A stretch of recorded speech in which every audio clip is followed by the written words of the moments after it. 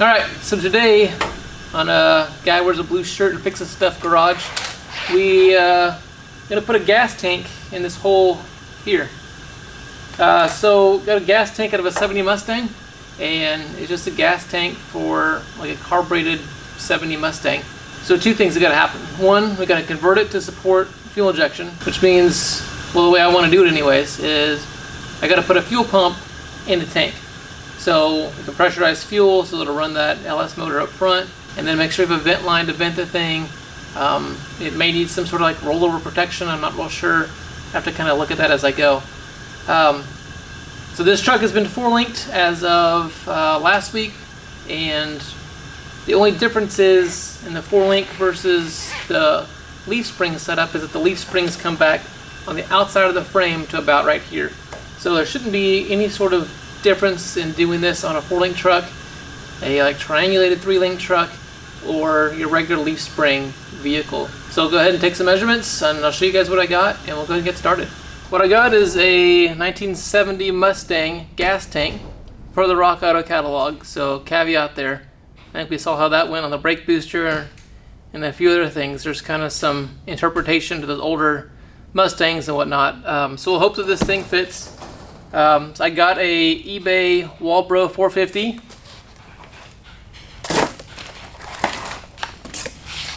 Fuel pump to actually mount in the fuel tank here somehow. It's off eBay. It's not actually marked Walbro, but like Men's Warehouse, it's genuine. I guarantee it. Same thing, got a sending unit off of Rock Auto. This is just a generic sending unit here that has a return built into it, and the, of course, stud for the sending unit after the gauge. So even if I don't use this return, my hope is that I can at least use the gauge to tell me how full the tank is. So this came with a new ring for the tank. I believe the tank is supposed to come with another ring as well. So hopefully no fitment issues dropping this guy in there. So I'll open this tank up and we'll see what we got.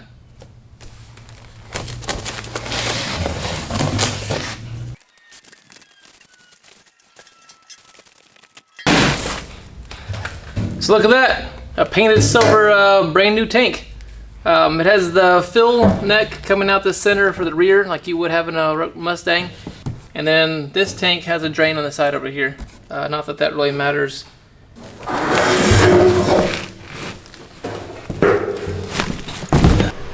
So also interesting, this tank is not baffled at all. It's just a empty, hollow, open shell. So I'm not sure if that's a good thing or a bad thing. It's probably not great for a fuel injection and trying to hang a electric fuel pump in here somehow. So here's the back of the truck, and here's this new 70 Mustang tank. And as you can see, it won't quite fit in from the top. So a couple issues kind of blocking things here. First is this rear cross member. It's probably the biggest thing we need to get out of here. So it's held in place by 4 rivets on each side. So what I'm going to do is cut those out and then slide this bracket back and then bolt it back in place in the back of the truck frame back here. There's a, looks like a spare tire holder underneath the bottom of this thing, or some sort of a small bracket here. I'm not sure what that was for, so I'll cut that out and it'll be gone. And the bumper's gonna have to come off, so this tank can actually slide in between the frame rails back here. I was trying to figure out a way to make the tank serviceable from the bottom so that you could actually leave the bed on, leave the bumper on, and actually bolt the tank onto the frame from the bottom. But I don't think there's a way to do that without severely like cutting the frame back somehow. And I don't really want to jeopardize the integrity of the frame that I've got here. So I think we're just going to leave that and kind of make this a tank that's permanently installed. That, I guess worst case, if you had to service it, we could just pull the bed off and service the top of the tank. So what I'm going to do now is just mark these bumper brackets where they are. I'll just draw a line around them with a chalk marker or a Sharpie or something so I can put the bumper brackets back in place quickly. Say that 5 times fast.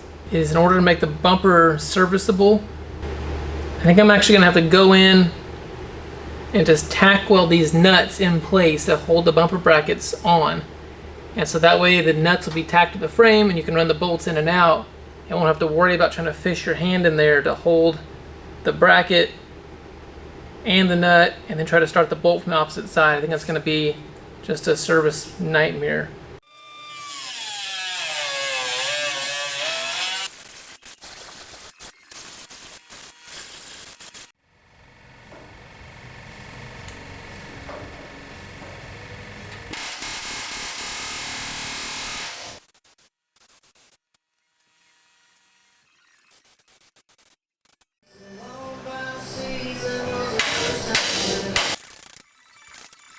So I see this being kind of the biggest problem with the whole project. So this frame rail width here is however wide it comes from the factory. So, and you can see looking from the back here that it actually starts out a little bit wider and then it kind of narrows in probably 3/4 of an inch on each side, so a total of 1.5 inches more narrow.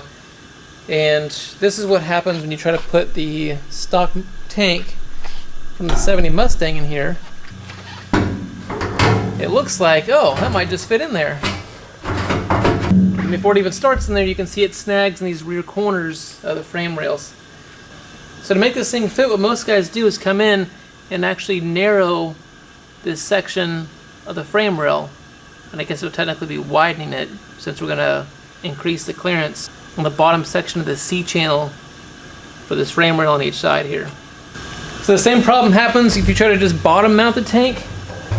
Same thing, the frame is just too narrow for the tank to actually like set up between here, and it just hits. So despite the other solution, I guess, would be to build a frame and hang the gas tank way down here, which I don't want to do.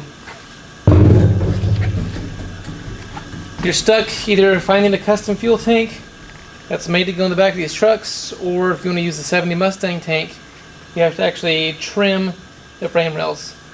So if you're concerned about this modification somehow weakening your frame or compromising the integrity of your truck, lessening the amount that it can tow, pull, etc., maybe look at a different way to do this. I think LMC Truck makes a tank that might actually fit in here without modification.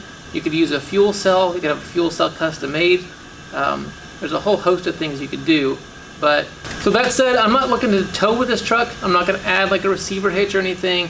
So I'm not concerned about the integrity of these rear two frame rail supports here. They're mostly here just for aesthetics, to hold up a bumper or a roll pan and kind of act as a place for the bed to sit here. If you're concerned about towing or adding a big receiver hitch and a big load to the back of your truck, you might want to look at a different solution than putting a 70 Mustang tank in the back of your truck. But for this video, we're going to use the 70 tank. I'm going to cut this frame up. Alright, so in order to figure out how much metal to pull off the inside of these frame rails, I'm going to try to get an idea of how wide the tank is. So the nice part is, if I do this, you guys watching the video won't have to try to do this at home. You can just use my measurement. I'm going to assume most of these tanks are the same width, plus or minus 1/4 inch or so. I'm just going to take a quick measurement between the two straight edges that I have here, which is at the widest part of the tank, right up underneath this mounting flange lip that's built into the tank. And so measure this side. Looks like we're right at 30 3/8 inches there. So what I'm going to do is try to cut this out to 30 1/2 then, just to make sure there's a little bit of wiggle room in the frame rails. Alright, let's make a note. I want to go to 30 1/2 inches. So that's not going to leave me very much space. I'm just going to 30 1/2, so that's going to leave me, what is that, 1/16 of an inch on each side of the tank for clearance for the tank to slide in the frame rails. So I might have to go a tad wider than that. I guess we'll see how accurately I can run that plasma down the frame rail there. Alright, so to start out, just trying to get an estimate of how wide these frame rails are.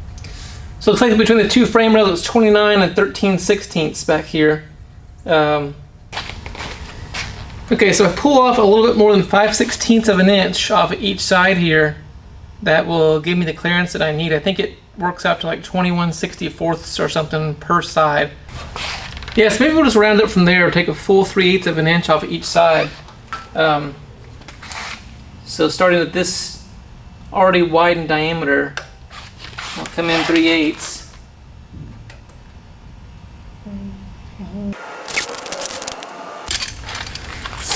So ultimately, I like to remove the least amount of material possible off these frame rails and still have this fuel tank fit. I realize these frame rails aren't holding up a whole lot of weight or anything, but at the same time, I kind of like to not just cut away metal if I don't have to.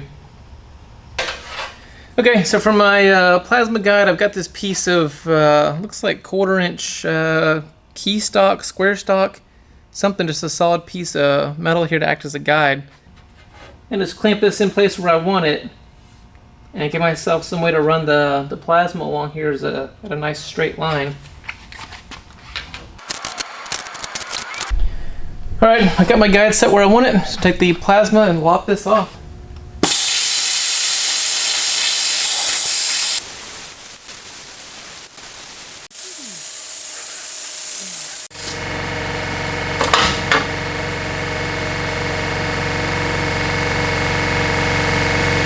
We'll kind of see how it works now.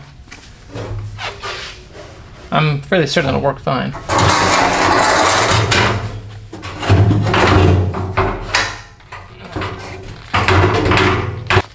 Okay, so that'll definitely fit in there just fine now.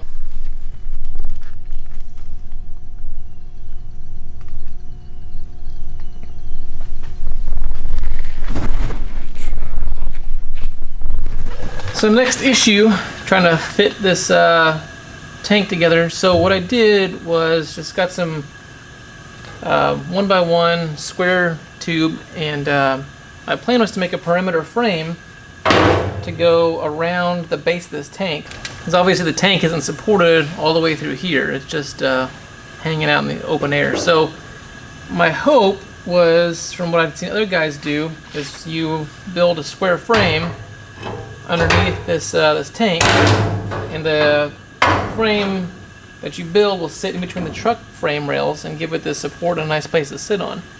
The problem is right through here on each side of the frame, you can see it like kind of dips in, and then like it's got plenty of clearance here, but the clearance gets real tight right through here, and then this is cut back, so it's not a big deal. But when I go to slide these 1-inch square stock pieces under each side of the tank, they get pinched. Like as soon as it starts to raise the tank up on this side, it gets pinched right by the top of the frame. Now you can see it's got enough clearance here. So kind of a zoomed in shot here. You can see where the tank is getting pinched in the frame between here and here. And so I think what I'll do is the same thing, just kind of come and trim this back.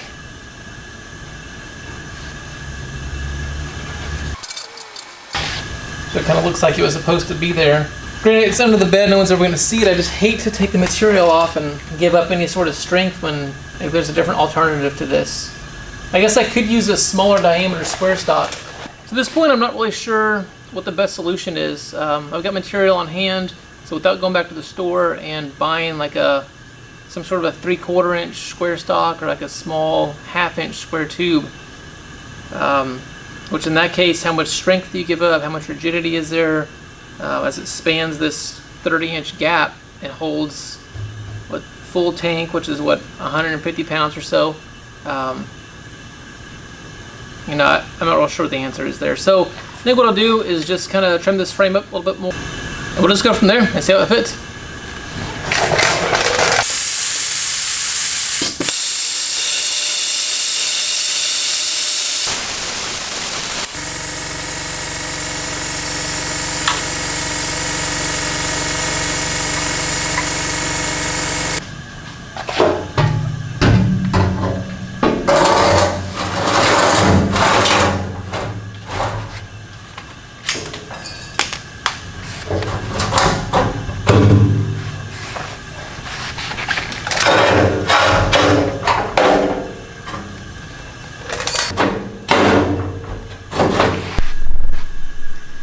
Alright, so that's going to work, it looks like. I can get my 1x tubing underneath each side. It's got a super tight fit all the way along here. So I'll come in with a flap disc and clean this up a little bit, just because there's some slag from that plasma where my amateur plasma cutting skills weren't exactly perfect.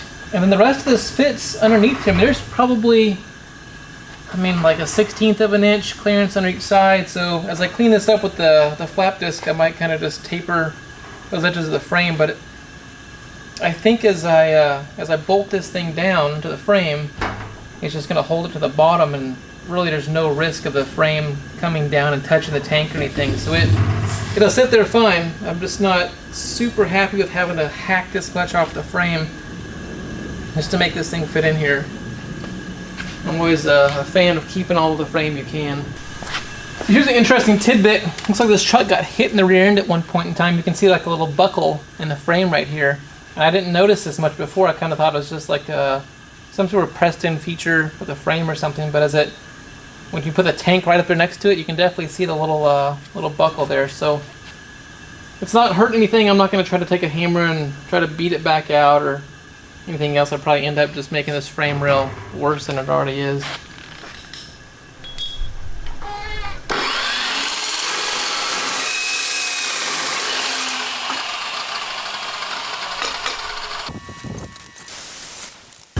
Alright, so first test is will the frame go over the tank? And it looks like it will. Measurements are good.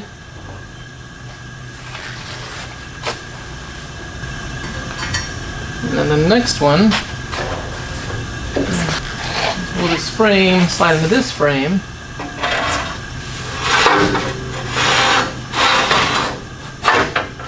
Looks like it will, so I think we're going to be good with that. So I will go finish weld my little butt joints there that I got. And I'll put a little bit of paint on this thing, and we'll figure out how to actually mount the tank to this frame. And obviously we'll have to mount the frame to the truck frame here. Got a makeshift workbench going here with some 2x4s and scrap angle iron. So I put this frame that I welded together and painted black, just stuck it on here and clamped it down nice and square to the tank where I want it. The tank's obviously upside down right now. So I need to figure out a way to just punch some holes in this tank and punch them through to the steel frame down below it and figure out a good way to attach this tank to this metal frame that I made. Really, at this point, the way this is set in here, we could probably just take some self-tapping screws and run them down to this frame, and that'd probably be fine for what we're doing here. Let me dig around and see what I have for some fasteners. I think whatever I can just dig up is what we're going to use. Okay, self-tapping sheet metal screws it is. I had a bunch of these laying around, so we're going to use these, and probably 2 per side in this thing, and then we'll call this ready to go.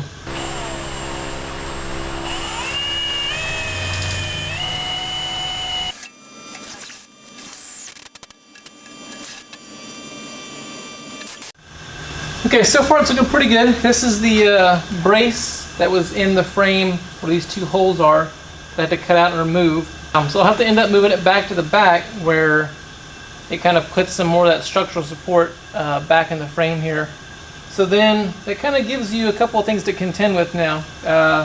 These holes here on the frame, this one and this one, are where the bed bolts down through the frame and actually secures the frame. Likewise in the back, you're going to have to figure out how to secure your bumper on here. If you're running a bumper versus a roll pan, so I think it uses like this hole and I think this hole to tighten the bumper mounts with. So again, once this brace is in here and the tank's in, you're not going to have any way to get to the back side of that fastener. So you're almost better off like taking this out, test fitting the bumper on the bed and getting everything lined up where you want it, and then going through and tack welding those nuts to the inside of the frame, and that way your bumpers at least are movable and serviceable. Because you now have no way to get to the inside of the bumper bolts with the tank blocking up this real estate and this brace going across the back. It looks real clean sitting like this, right? But there's kind of some practicalities that go along with it to make this swap kind of challenging and kind of tough. But you definitely want this bracket to be removable in the rear in case you ever have to take the tank out, or if you wanted to take the tank out for some reason, you could. Alright, so here's the solution for what I'm going to do for the bed bolts. I apologize in advance for the audio. It's Saturday. Evidently the whole neighborhood decided to mow their yards at this exact hour. So we saw that we can't really get to the bottom of this hole once the tank's installed. So we can put a bolt through here, but then we have no access to actually put a wrench in to put a nut in here and like tighten this up. So what I'm going to do is I took some used bolts out of the junkyard from an F150. This is like a 96 F150, so it has these bed bolts you see that like bolt the bed down through the bed floor, and you always see them exposed in the bed. So underneath the bed is this giant U-nut, and so it just clips around the frame. So the nice part is that the 69 F100 here has these carriage bolts that sit down on the top of the bed from the bed floor. So you can use these bolts since they're just round and not a carriage bolt. They're not going to interfere with anything, and then you can just tighten them up with the Torx from the top. So I'm going to use these in combination with these U-nuts, and then just drop the F150 bolt down to the bed floor and bolt it right into here.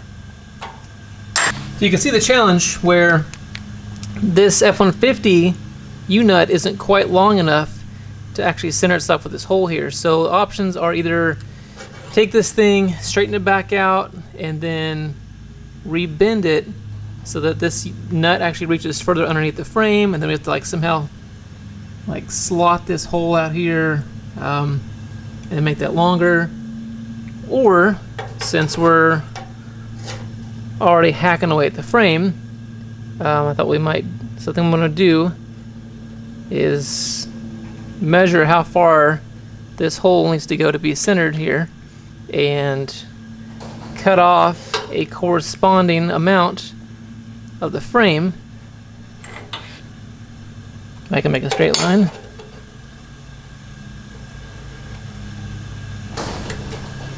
So this distance here that we're going to cut out would be equal to this distance here. So I'll measure that out and mark this and put a couple little reliefs in the frame. That should allow these U-nuts to slide over here, giving me a nice U-nut setup just like a factory F150 has, and it lets me bolt my bed down to the frame from the top and not have any more issues back here. So the other 4 bolts up in the front, I'd still get to from the bottom and put the nuts on those and use the factory carriage bolts and not try to do this at all 6 locations. But for these 2 back here, I'm going to use these Torx and U-nuts from the F150.